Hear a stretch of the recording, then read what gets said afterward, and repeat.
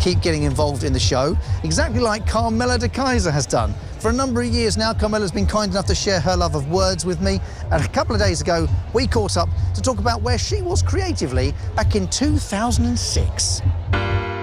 I've always been a creative person, and I started writing poetry when I was 6. And I have lots of poems from different stages of my life. So it was always there, but it wasn't something that I would have considered to be my main career at that time.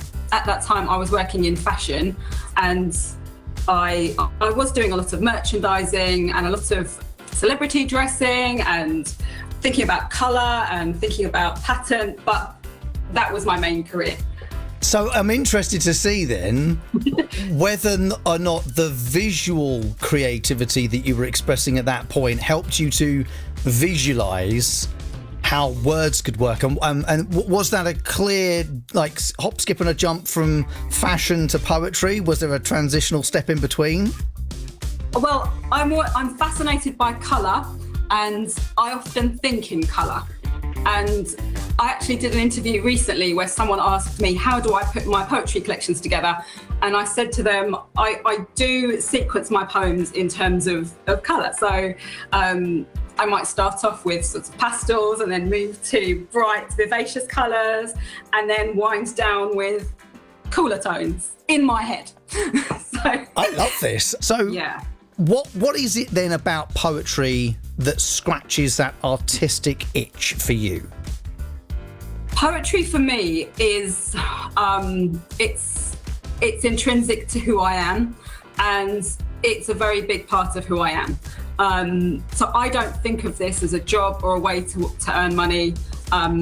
It's something I've always done, and I see it, in my case, it's an act of reparation. So I often am restoring memories or investigating painful memories through my poetry, and sometimes sad things that have happened, I'm trying to beautify them or make them whole again through my writing. So poetry runs very deep for me.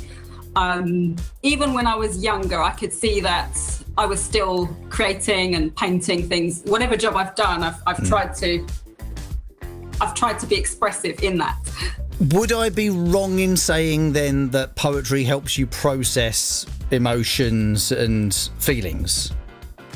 Definitely. Yeah, definitely. For me, the world of poetry really has completely blown up in the last, I'd say probably 5-6 years. Doing BBC Upload is really, people have really been kind enough to send it to me, and therefore by seeing it I'm like, oh, actually poetry doesn't have to be that, it can be this, and it doesn't have to be that, it could be that. But the fact is, poetry can be two different things. It can be the written poem, which is left to the reader's voice, whether that's internal or not. But then there's the performance poetry side of things, and having watched people perform things I'd never heard or read before, there's a power in the performance. So from a performing point of view, if you are reading a poem, how do you practice that? That's a really interesting question. So I'm a writer's poet. So I write my poems to be read, and a lot of my poetry would probably work well at night time. They're quite, kind of serious poetry. But that's an interesting question. I think you would think of it as a piece of music. So if I've ever had to do live performances, I would occasionally think of adding dynamics to it, and dynamic prompts to know this is a point in the poem which is really important. So I'd maybe want to slow down a bit so people can take in the words and feel the emotion.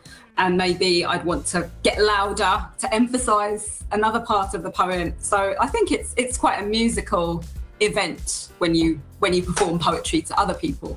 You want to give them something. When you're performing, it's slightly different. I think you want the audience to participate, to be a part of it, and for them to take away something from it. So it's something you're giving to them to take away. One of the things I've only recently started considering, because having this conversation quite a lot with poets, is the idea that there will be poet writers and there will be poet performers, and I wonder how often there's a collaboration in terms of a writer writing specifically for someone else to perform that. I don't know if anyone out there is in a poetry collaboration where one of you writes and the other one performs, because in music that happens all the time. There are people who exclusively write music and write songs, and then someone else sings them, and there's nothing wrong with that. Yeah. I mean, Elton John's the prime example. I don't know why that's flashed into my brain, but Elton John's the prime example of that. I know he's written lots of his music, but he had a writing partner. Yeah. And I don't know whether there's a discussion for another time. Pin it. Come back to this another time on BBC Upload, Rob. Come on, we're getting distracted. Yeah, no, I think that's such a good idea. And I think, we always joke with each other, poets, about how we're not able to read our own poems sometimes. And our own poems sound much better when someone else reads them. And I think that might be because we've put so much emotion into it that we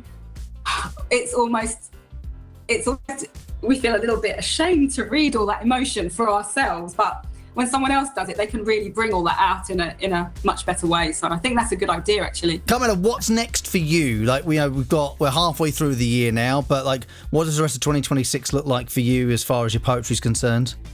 I am looking forward to having a full adult collection in 2027 with the Seventh Quarry, who are a fantastic press who I admire. And that collection's called A Requiem in Graffiti.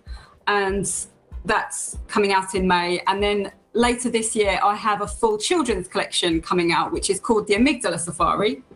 That is can we just address the title of that straight off the bat? The Amygdala Safari is quite possibly my favourite title of anything in 2026. I'm putting it on the podium for certain. Love that. Bless you. Thank you. It's coming out in September, and it is, as you would imagine, a safari through all the emotions in your brain, told through quirky stories. Some of them, quite a lot of them, based on my own childhood experiences. So excited for that one to come out.